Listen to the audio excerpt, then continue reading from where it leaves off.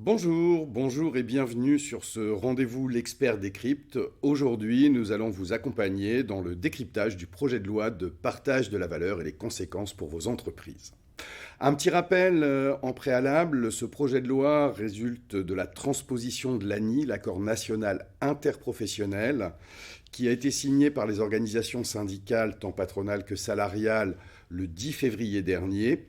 résultant lui-même d'une initiative du gouvernement dans son projet de loi sur le partage de la valeur, et qui est à ce jour transmis au Parlement en vue de son vote et de sa future application. Tout d'abord, pour les entreprises de plus de 10 salariés, la généralisation du partage de la valeur. Chacune d'elles, dès lors qu'elle n'aura pas le statut d'entreprise individuelle, qu'elle aura un résultat, un bénéfice net fiscal supérieur à 1% du chiffre d'affaires pendant 3 années consécutives et qui ne sera pas déjà couverte par un dispositif de partage, ces entreprises auront l'obligation de mettre en place l'un de ces dispositifs qui pourront être la RSP, la réserve spéciale de participation de facto volontaire, un accord d'intéressement, des distributions de PPV, les primes de partage de la valeur, ou d'abondement unilatéral, sous le réserve des conditions que nous venons précédemment de citer. Toutes les entreprises de moins de 50 salariés pourront et seront incitées à mettre en place des accords de participation avec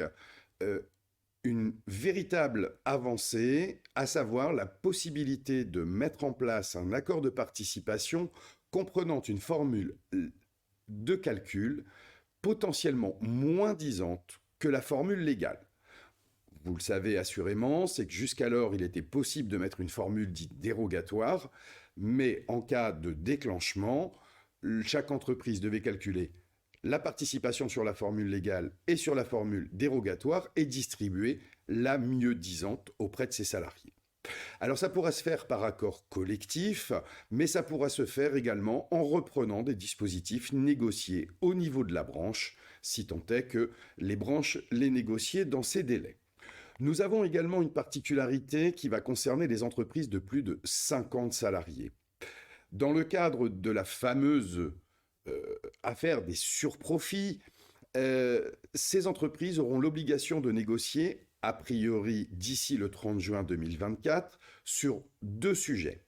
La première, négocier sur la définition de ce qu'est une augmentation exceptionnelle de leurs bénéfices, le fameux surprofit.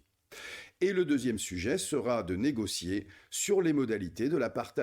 du partage de la valeur dès lors qu'il y aura eu le constat d'un résultat dit exceptionnel. Une nouveauté, la possibilité de déterminer et de mettre en place un plan de partage de la valorisation de l'entreprise, un PPVE, qui pourra se mettre en œuvre sur une durée de 3 ans, chaque entreprise, quelle que soit sa taille, pouvant déterminer un montant de prime objectif au moment de la mise en place, qu'il bénéficiera à tous ses salariés qui, au jour de la mise en place, ont plus de 12 mois d'ancienneté, et de définir que sous un délai de 3 ans, moyennant le constat d'une valorisation améliorée de l'entreprise, d'affecter ce coefficient multiplicateur. Concrètement, on a une valeur d'entreprise qui est de 100 aujourd'hui, et on définit qu'une prime sera distribuée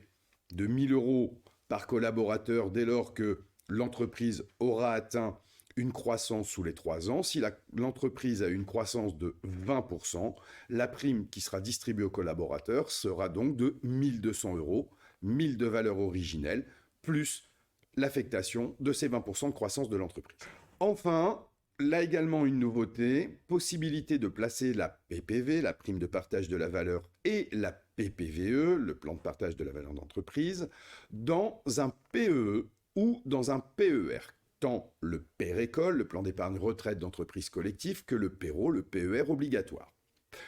Pour la PPV, les sommes versées seraient totalement exonérées dans les limites légales de la dite PPV, qui, je le rappelle, sont de 3 000 euros, voire potentiellement portées à 6 000 euros quand l'entreprise distribue la PPV et qu'elle est elle-même déjà couverte par un accord d'intéressement. En revanche, à ce stade, il ne serait pas possible d'abonder la dite PPV. Concernant la PPVE, ça va être un petit peu plus complexe. Elle pourra également être placée dans un P2E, un pérécole ou un péro, mais son exonération ne se fera qu'à hauteur de 5% de 3/4 du plafond annuel de la sécurité sociale, soit sur la base des chiffres de 2023, 1 650 euros.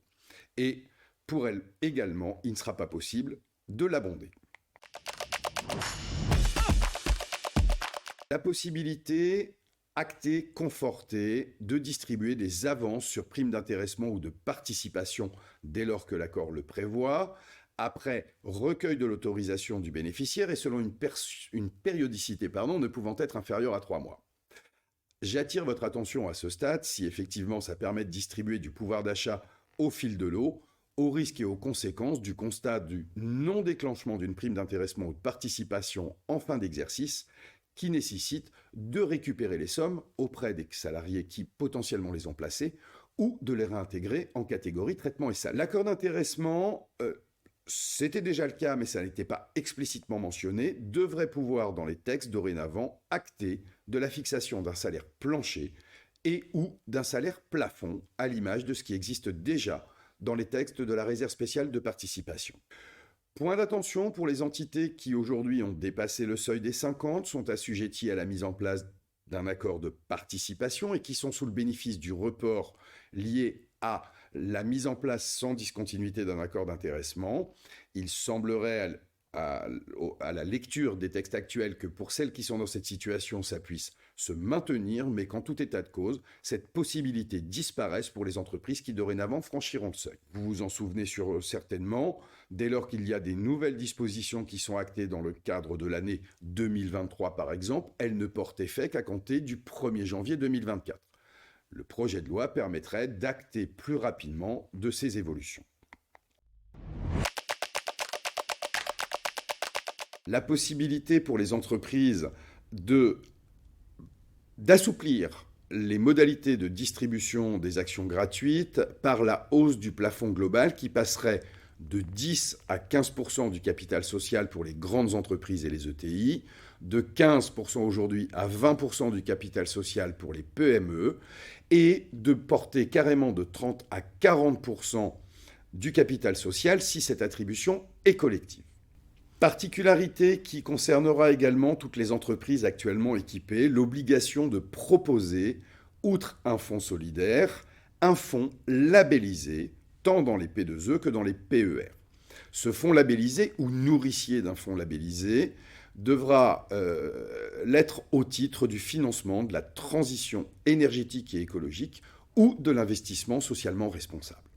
Pour certaines et certains d'entre vous, ça pourra nécessiter d'avoir un avenant à vos règlements de plan pour pouvoir intégrer ce fonds si d'aventure vous ne l'aviez pas. Enfin, concernant toutes les entreprises, également les mesures réglementaires à venir, potentiellement 3 nouveaux cas de déblocage anticipé qui vont faciliter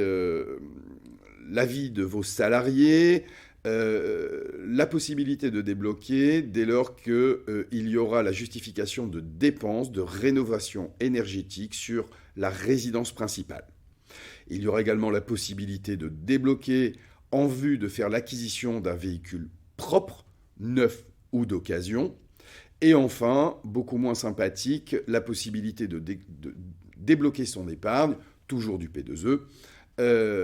en cas de situation de proche aidant, en vue d'assumer les dépenses associées. Enfin, l'abondement unilatéral annuel au sein du P2E ou du PER pourrait être déplafonné à hauteur du montant de la PPV, la fameuse prime de partage de la valeur. Il est temps pour nous de vous quitter et de vous laisser à la réflexion sur toutes ces mesures qui risquent de s'imposer à nous d'ici peu. Merci beaucoup, à bientôt.